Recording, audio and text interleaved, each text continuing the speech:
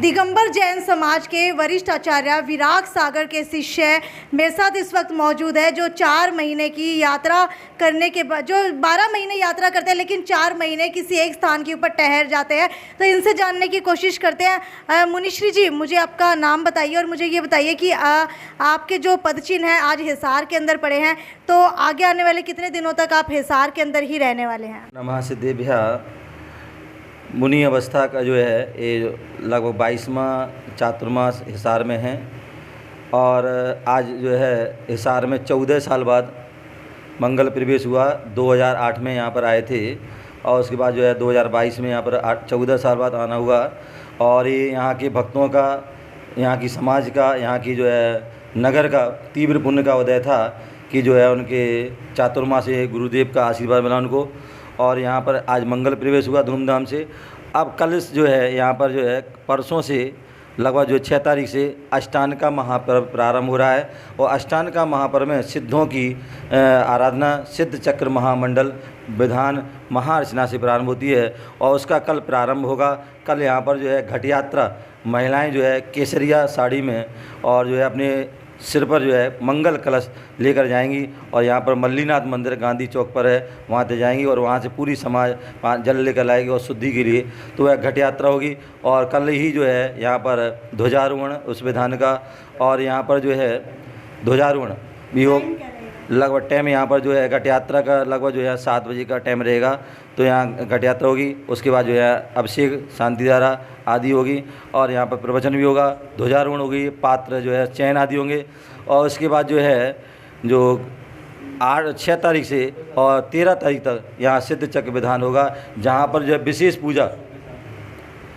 पूजा होगी। मतलब 6 तारीख को जो है उसमें 8 अर्घ होंगे, उसके बाद 16, 32, 64, 128, 200 जो है 56, 512 और 1024 ऐसे। सुबह का ये 7 बजे का समय रहेगा, शाम का रहेगा? सुबह जो है सुबह 7 बजे से लगभग 10 बजे तक 11 बजे तक कार्यक्रम रहेगा। और 10 तारीख को आपको बताएं कि जो अग्रसेन भवन में यहाँ पर उस 22वें चातुर्मास की जो है स्थापना, कलश स्थापना का समारोह कार्यक्रम होगा और जिसमें दूर दूर से पूरे देश विदेश वहाँ भक्त लोग आएंगे, उस कार्यक्रम में सम्मिलित होंगे।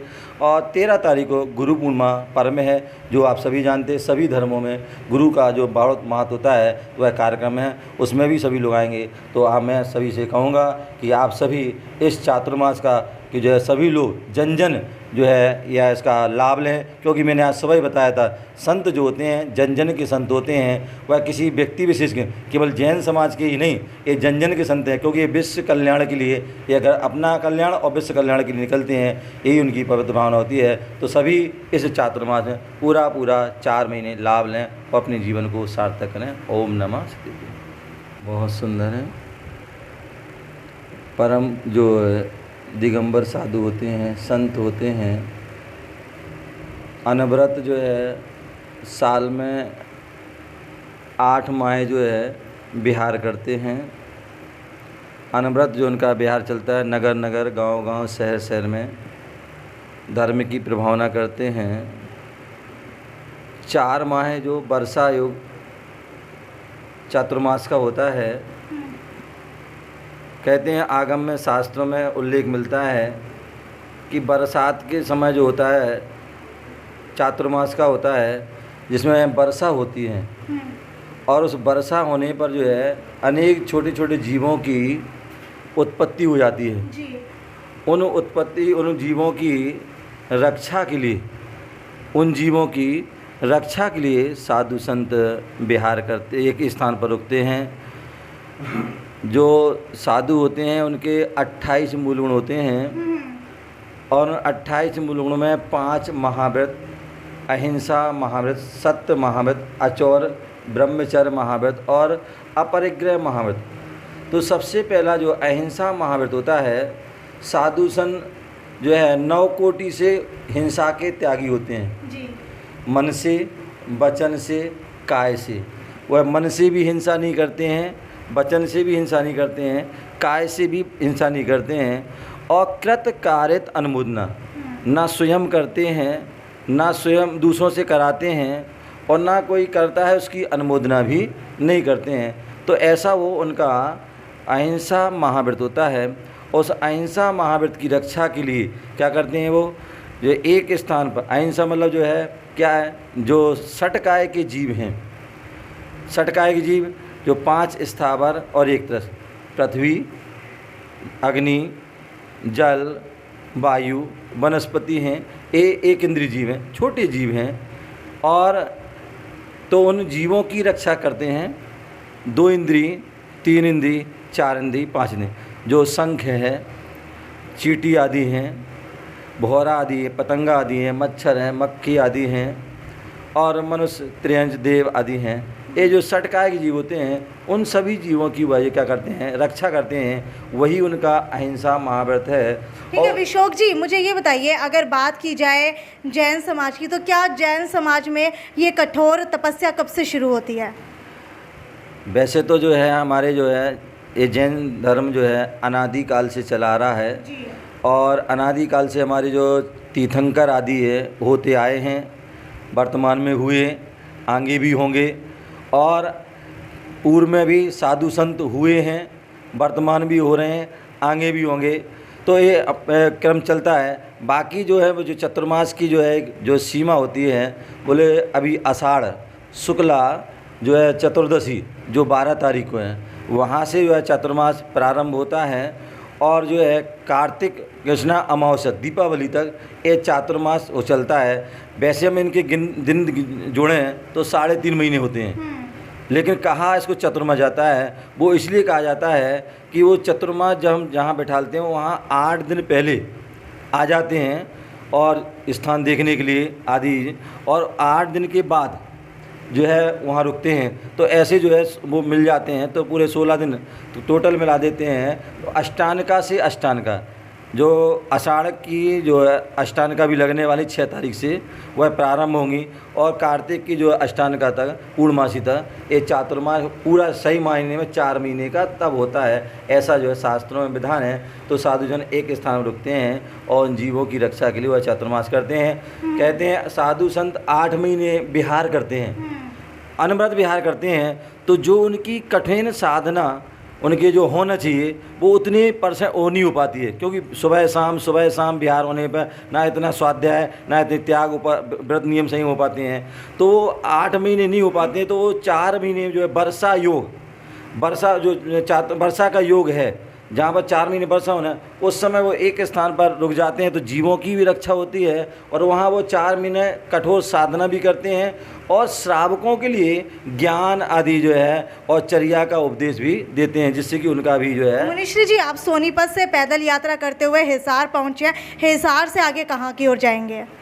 अभी जो है मेरा उद्देश्य जो है चातुर्मास लगभग तक यहाँ हिसार में रुकने का है, और हिसार के बाद पुनः जो है सोनीपत, जो जहाँ पर सोनीपत क्षेत्र जो ज़िला है, और उसमें तहसील जो है राई है, और राई तहसील में राजीव गांधी एजुकेशन सिटी है, और उसमें अशोका यूनिवर्सिटी और भीमराव अंबेडकर लॉ यूनिवर्सिटी है। उसके पास में ही अनेकांत धाम धर्म प्रभावना सेवा संस्थान ट्रस्ट के माध्यम से वहाँ पर जो है लघु संबित शिखर एक बहुत विशाल मंदिर बनाया जा रहा है। जैसे बिहार में, झारखंड में संबित शिखर है, जैनियों का सबसे बड़ा क्षेत्र है, उसकी जो है कृति रूप में छोटा रूप में बन रहा है। तो यहाँ से चातुर्मास के बाद वहाँ जाएंगे, और वहाँ के बाद जो है पूज्य गुरुदेव हमारे आचार्य श्री विराग सागर जी महाराज, जो लगभग पथरिया पहुँचने वाले दमोह मध्य प्रदेश, वहाँ उनका चतुर्मास है। और वहाँ उनके भक्तों ने, पूरे हिंदुस्तान के भक्तों ने, वहाँ उनकी जन्मभूमि है पथरिया, उसके पास में ही जो उन्होंने एक विरागोदय तीर्थ बनाया है, और तो मंदिर बहुत बड़ा विशाल मंदिर बनाया है।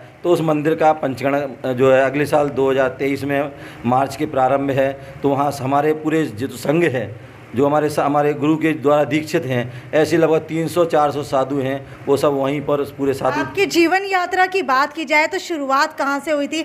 कितने वर्ष के थे आप जब आपने ये मुनिश्री बनने की सोचा? बहुत सुंदर। मेरा सौभाग्य है कि मुझे भारत देश के जो धर्ममय वातावरण जहाँ पर है, या धर्म की बहुलता जहाँ है, ऐसा बुंदेलखंड क्षेत्र है जिसे हम मध्य प्रदेश कहते हैं। और मध्य प्रदेश से ही सटा हुआ ललितपुर जो है यूपी का लास्ट ज़िला है, बॉर्डर है, वहाँ पर जन्म हुआ।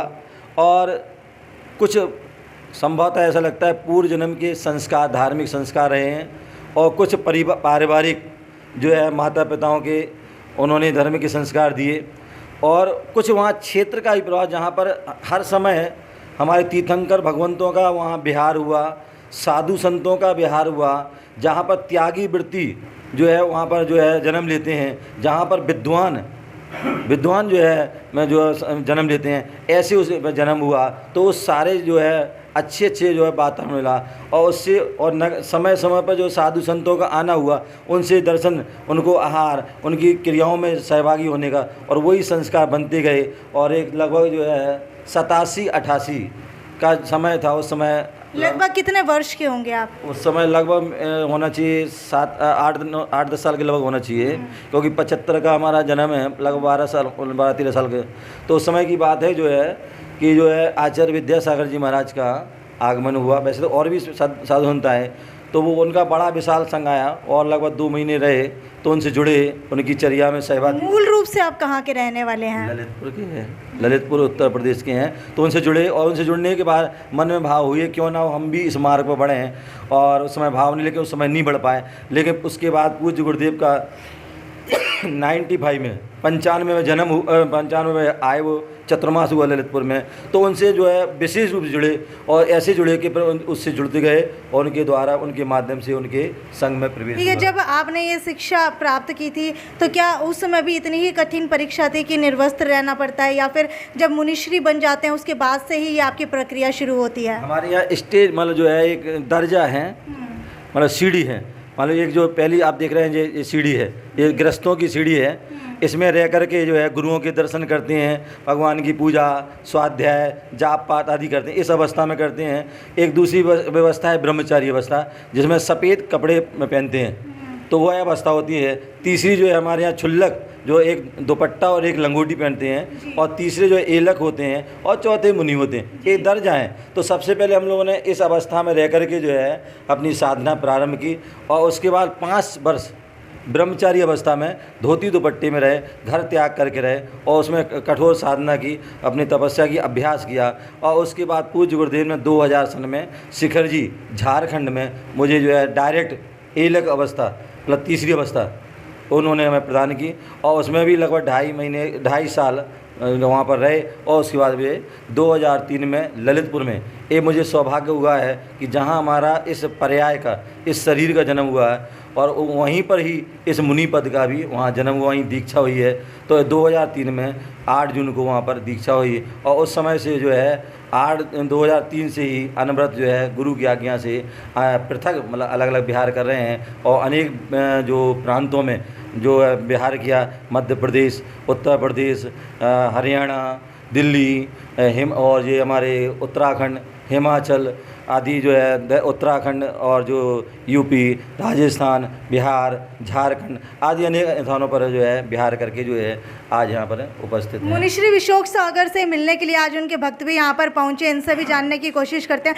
मुझे ये बताइए, कितने समय से पहली बार इनसे मिली है या पहले से ही फॉलो करते हैं? 2007 से जुड़े हुए हैं। हाँ जी, ये पहली बार बुद्ध विहार में आए थे, तो दिल्ली में आए थे, बहुत अच्छा लगा उनसे। फिर जब से हम जुड़ते चले आ रहे हैं, फिर ये जैन नगर गए, रामा विहार गए, शिचक का पाठ हुआ। हम जहाँ पे भी जाते हैं महाराष्ट्री वहीं जाते हैं। ये मतलब हिमाचल प्रदेश में भी गए, वहाँ तक भी गए। और अब हमारे यहाँ पे असावरपुर में मंदिर बन रहा है उनके आदर्श से, तो वहाँ पे भी हमारा वहीं पे हम जाते, योग जाने का रोज़ सुबह जाते हैं, प्रक्षाल पूजा पाठ करते हैं। आप कब से जुड़े थे मुनिश्री के साथ? मैं 2008 से जुड़ा हूँ। मैं कैलिफोर्निया USA से आया हूँ मुनिश्री जी के दर्शन करने के लिए। तो किसी ने आपको बताया था मुनिश्री के बारे में, या फिर आपने कहीं पढ़ा था, या फिर आप इनको पहले से ही जानते हैं? मेरे वाइफ के ये पहले से ही गुरु थे, तो शादी के बाद हम भी जुड़ गए उनसे। ठीक है। तो कैसा लगता है जब मुनिश्री से मिलने के लिए आते हैं? हाँ, तो मन को बहुत शांति मिलती है। अच्छा, तो खास कैलिफोर्निया से आए हैं आप? हाँ जी। तो आपको बता देते हैं कि मुनिश्री विशोक सागर जो है अब हिसार के अंदर लगभग 4 महीने तक रहने वाले हैं, जब तक बरसात का समय होगा। और ऐसे ही आगे चल करके जैसे ही बरसात का समय समाप्त होगा, उसके बाद अपनी फिर से दोबारा पैदल यात्रा के ऊपर निकल पड़ेंगे। खैर, वीडियो को ज़्यादा से ज़्यादा शेयर करते रहिए, आगे भी आपको जैन समाज से जुड़ी हुई काफ़ी सारी धार्मिक चीज़ों से रूबरू करवाते रहेंगे। ये थी साक्षी सोनी की रिपोर्ट हिसार से। नमस्कार।